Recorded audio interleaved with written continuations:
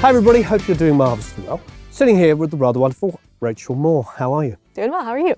I am good. We've been in a different room all week, but this is Studio D. Yes. We've been mixing. This is T-Bone's favorite mix room.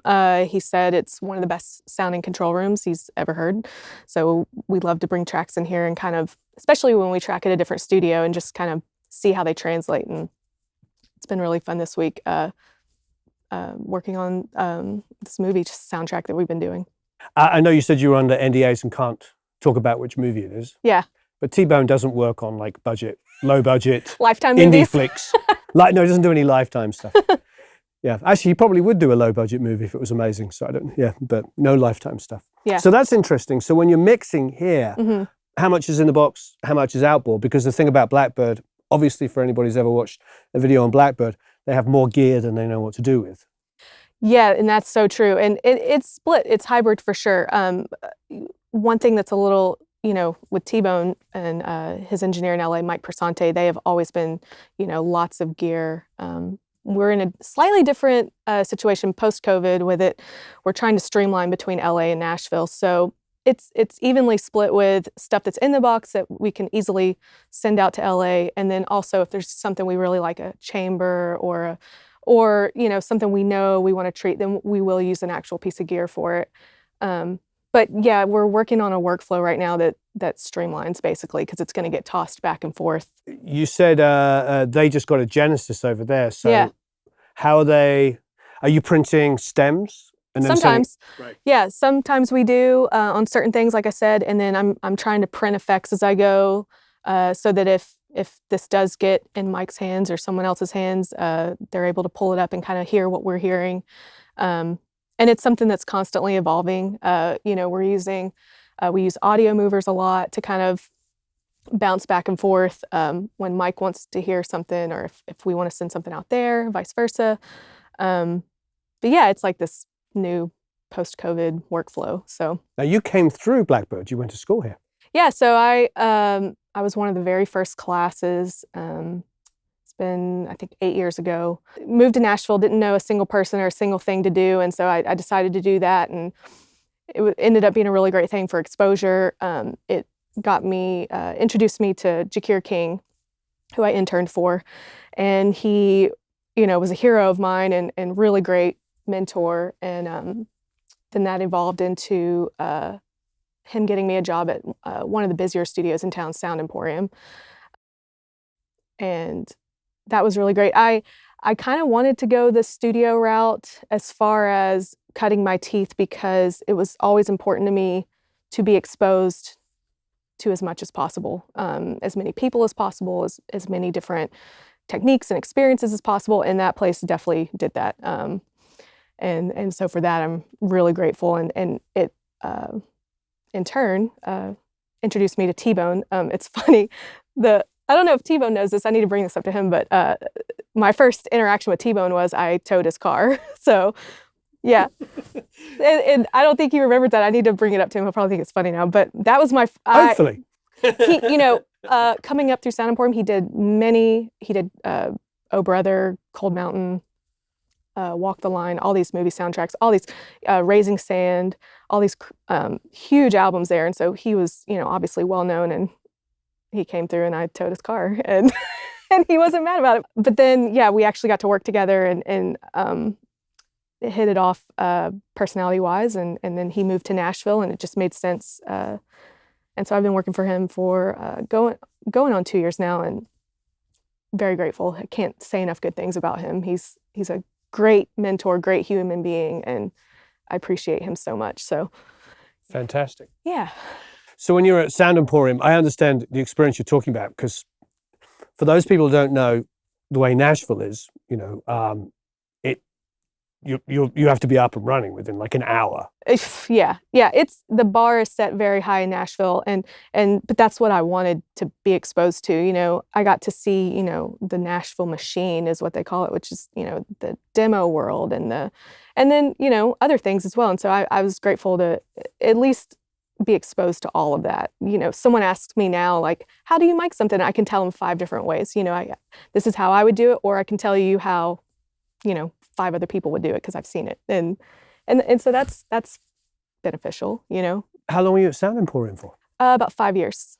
Oh, that's quite a good stint. Yeah. So long days, many clients. Did you have multiple client days in rooms? Oh yeah. Oh yeah. Yep. But I also, you know, it prepared me for someone like T-Bone. I feel like, I mean, you know, I'm constantly out of my comfort zone with him in the best way possible. But I also, like I said, felt like I saw so many different things to help prepare me for something like that. So, you know, I kind of thrive in high stress situations, I guess. I mean, you know, they're not the most enjoyable at the time, but you know, afterwards you're like, okay, well, I'm glad I went through that. So, yeah, you know, so I'm thankful. I don't know if that ever goes away, that sort of fear. I asked Mike about that in an interview I did with him. I said, when you're out there and you've got like, you know, a brass band with a drummer and a this all going on, how do you feel? And he's like, oh, I'm totally terrified, even after doing it for 25 years. It's so funny because I had that exact conversation with him. This movie we tracked, it was 2 weeks over at Sound Emporium, and I was talking to him beforehand. He's a great resource for me, a great mentor. And he said, you know, the night before, he said, "Are you scared?" And I said, "Yeah, a little nervous." And he goes, "Great." He's like, "That means you care, you know, and it means that you love what you do. So that's good to be a little scared, and you should, you know, lean into that." And I think that was some of the best advice because, you know, it was a really great experience, and it was, you know, scary the whole time, but in a really great way. You know, you just kind of lean into it. So, what was the instrumentation on that tracking date?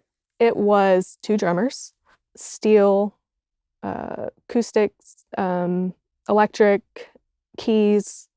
And the thing with, you know, T-Bone's world is, you know, everything changes per song instantly, you know, and so you're just ready to flip the room whenever you need to and that kind of thing. And nothing is off the table. Nothing is, you know, out of the question. And yeah, it was fun. And I had a really great team with me, a really great assistant that you just go in and just, it's like you're going to war in the best way possible. You know, you're just getting through it. And then the end result, hearing it, that it turned out okay, it's like, oh, you know, it's a relief. So how do you find coming up as an assistant for like 5 years? Mm-hmm. Is it difficult for you now not to want to do everything? Now that you're like engineering, you're like, oh, wait, I got somebody else to do that. Or... Kind of, but also that's just the type of person I am. I don't ever want to be too good to do something or scared to do something. I'm grateful to jump in and know how to do that. And that was kind of another thing for me is, you know, long term down the road, I do produce here and there, but I do hope to fully produce, you know, down the road. But it was important to me to know engineering in and out to get to that, you know, down the road. And so, yeah, I just think of it all as tools in your toolbox. And so I've just never been scared to jump in if I need to or do something. And I'm, you know, I'll take a coffee order if I need to. I'm not too good to do that. So, yeah, but I also, you know, have a lot of empathy for my assistants as well, for sure. And I understand, like, you know, what they're going through. And so I try to not be too hard on them. It's fantastic to be able to work in the room that you assisted in, though. You must know every inch of it. You know, and that it just feels like home over there. The person that built that studio, Cowboy Jack Clement, I never got to meet him personally. He passed away 6 months before I moved to town. But he was someone that I always admired a lot. He has a really great history if you ever look into it. Really quirky guy. T-Bone knew him personally for years and worked with him, which was another great thing. But he came up through Sun Studios with Sam Phillips and moved to town and deliberately wanted a studio off of Music Row, and that's what he did. It's on Belmont in the middle of the neighborhood, and did a lot of great records there. And I love being a part of the music community here, and so I really loved being a part of the fabric of that place. So I think it's really great that I still get to go back there and work frequently. So yeah, grateful for that. But love BlackBird as well. Yeah? Yeah. And wonderful to come back here and be mixing in a room. This place feels like home too, yeah. You know, the projects that I worked on with Jakir were cut in this room. What projects did you work with Jakir on? We did a project, it was an English band called Eliza and the Bear. I don't know if you know them. And it was about it was a month or something like that in here.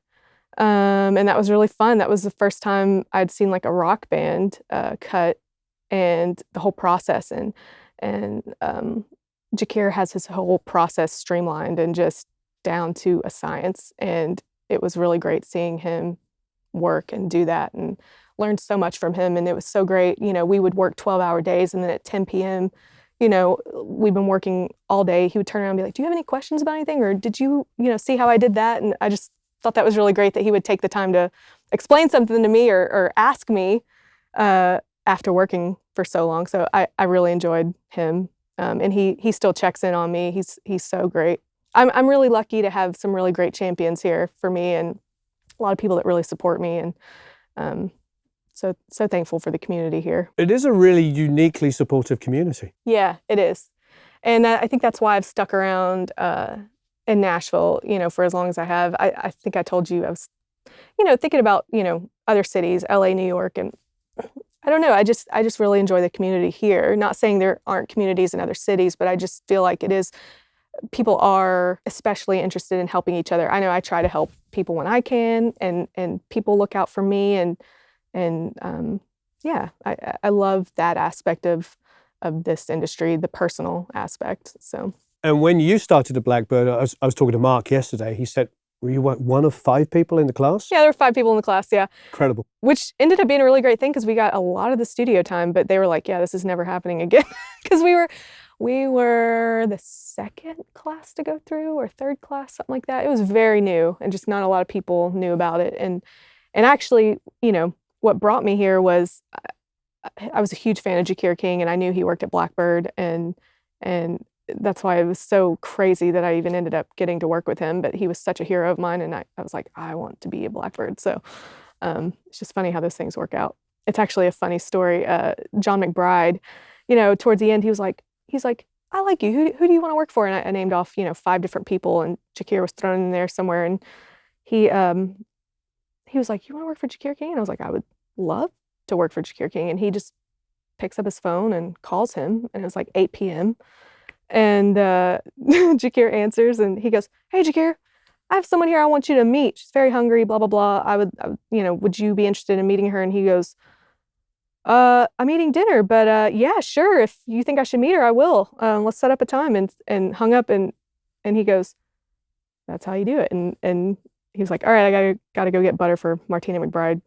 Bye. And left. And I was like, what just happened? Like, but so yeah, John McBride kind of set us up, but it was crazy how easy it just happened. I don't know. Well, you still have to click with the person. Right. And opportunity arrives for many of us, but not everybody is able to take it. Wow. Yeah, that's so true. I get, especially now that I've been working with T-Bone, I get asked a lot,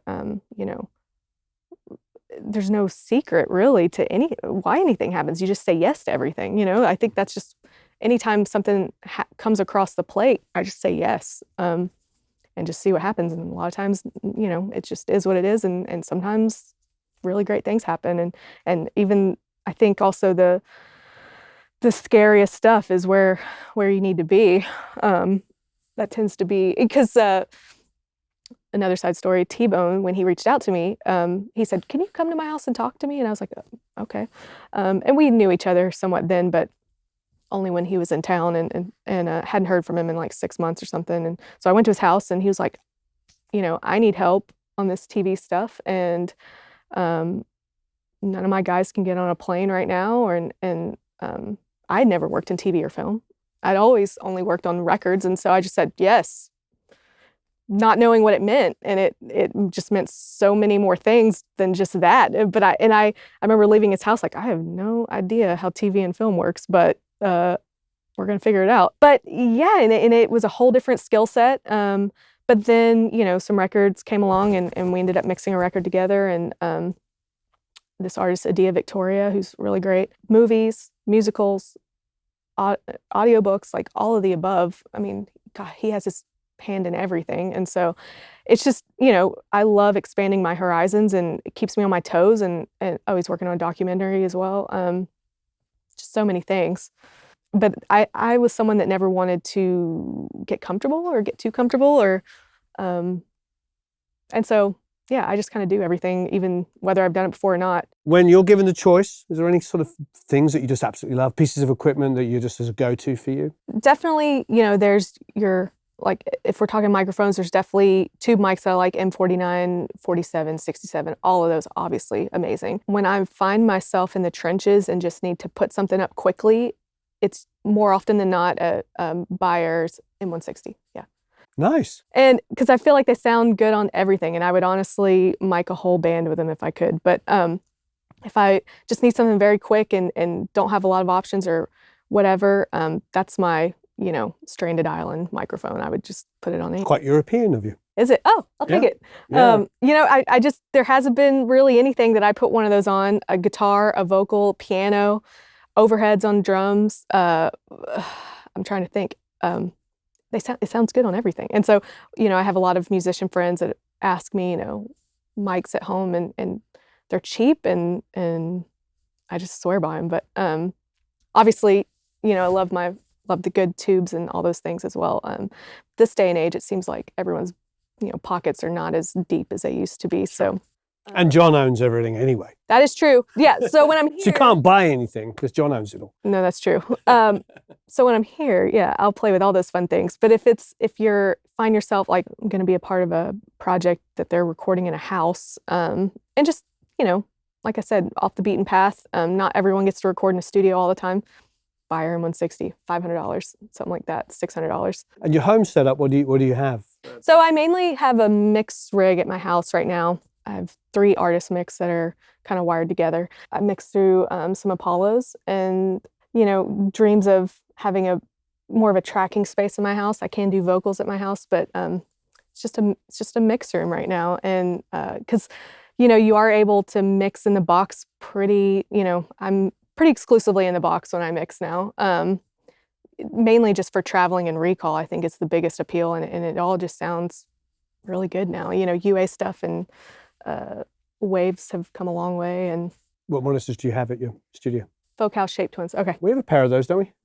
Yeah, those are great. They're good bang for the buck. So because my mix room is not huge, it's a spare bedroom at this point. I needed something that filled the room but not too much.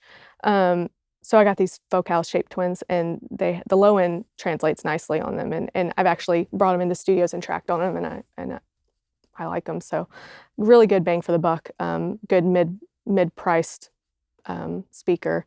If you can't afford the $5 to $8 grand speakers. So. But you just said you'd really like a pair of ATCs. Oh yeah, okay, yeah, I would. I mean, if someone was going to give me some speakers or down the road, I think I would wait to if I had a bigger room for sure. Those translate the best. With T-Bone, we tend to either track or mix or just do projects in multiple rooms. Sometimes it's 3, 4 rooms, and I just find that those translate very well. They're just very straight ahead. Does he travel with his own pair, or does he just ask studios to have them for him? Yeah, and most studios in town do have them. And so I know if those are there, ATCs in general just tend to translate very well. He loves listening on mains. He loves very big speakers, but yeah, when we're trying to really detail, the smaller 25s are great. So, and I think most studios in town got them because of him. So I don't know.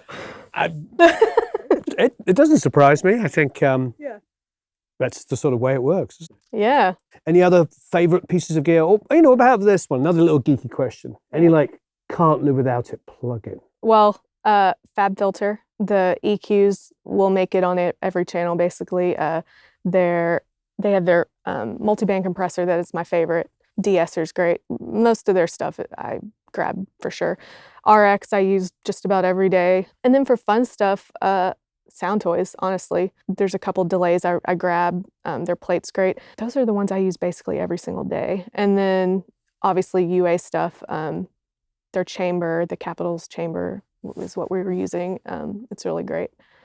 And their compressors are probably, I use a lot of the LA2As, the Fairchild, the 1176. Well, thanks ever so much. Thanks for having me. This has been great. Yeah. If you have any comments and questions, please leave them below. Rachael, it's been a lot of fun. I really appreciate it. Thank you so much. Thanks. So long, farewell, auf Wiedersehen, au revoir, goodbye.